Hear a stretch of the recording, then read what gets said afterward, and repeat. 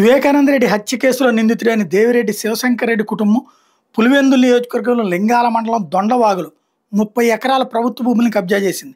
ఇది ఈనాడు ప్రొజెక్ట్ చేసింది.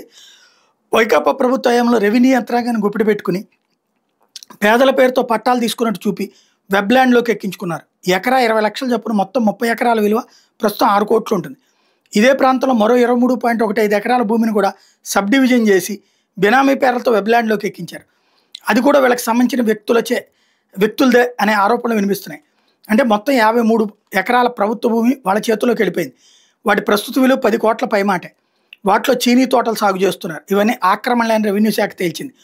మాజీ ముఖ్యమంత్రి జగన్కి ఎంపీ అవినాష్ రెడ్డికి దేవిరెడ్డి శివశంకర్ రెడ్డి అత్యంత సన్నిహితుడు. వైకాపా పాలనలో ఆయన భారీగా సంపద కూడబెట్టారు. ఆయన కుమారుడు దేవిరెడ్డి చైతన్యారెడ్డి కడప నగరంలో ప్రైవేట్ ఆసుపత్రి నిర్వహిస్తున్నారు. దానికి ఈయనే ఎండి. శివశంకర్ రెడ్డి, చైతన్యారెడ్డి, ప్రమీలమ్మ, తులసమ్మ, యశ్వంత్ రెడ్డి, శ్రావణి పేరుతో లింగాల మండలం దొండవాగు రెవెన్యూ పరిధిలో 5 ఎకరాల చొప్పున భూములు ఉన్నాయి. పేదల పేరుతో పట్టాలు తీసుకుని వీళ్ళ పేరుతో వెబ్ ల్యాండ్ చేయించుకున్నట్టు చెబుతున్నారు. సర్వే నెంబర్ 15, 150 పరిధిలోనివన్నీ ప్రభుత్వ భూములు అని రెవెన్యూ యంత్రాంగం చెబుతోంది. సబ్ డివిజన్ చేసినట్టు చూపి కుటుంబ సభ్యుల పేరుతో మార్పించారని పేర్కొంటున్నారు.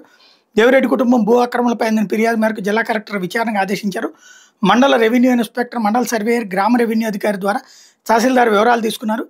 అందుబాటులో ఉన్న అసైన్మెంట్ కమిటీ డీకే పట్టా రిజిస్టర్ను పరిశీలించారు. అయితే దేవిరెడ్డి కుటుంబ సభ్యుల పేరుతో భూములు ఇచ్చినట్టు ఎక్కడా లేదు. డీకేటీ పట్టాలు కూడా ఇవ్వలేదు. అయినా వాటిని పట్టాలు చేసుకుని అప్పటి తహసీల్దార్ సహకారంతో వెబ్ ల్యాండ్లోకి ఎక్కించారని గుర్తించారు. 2020 మే నెలలో ఆన్లైన్లో చేసినట్టు రికార్డులు చూపిస్తున్నాయి. ఈ భూములతో పాటు చుట్టూ ఉన్న మరికొంత భూమిని భారీగా ఆక్రమించి భవన నిర్మాణాలు కూడా చేపట్టారు. చీనీ తోటలు సాగు చేస్తున్నారు. వీటన్నిటి మీద చర్యలు తీసుకోవాలని రెవెన్యూ అధికారులు ప్రభుత్వానికి నివేదిక ఇచ్చారు.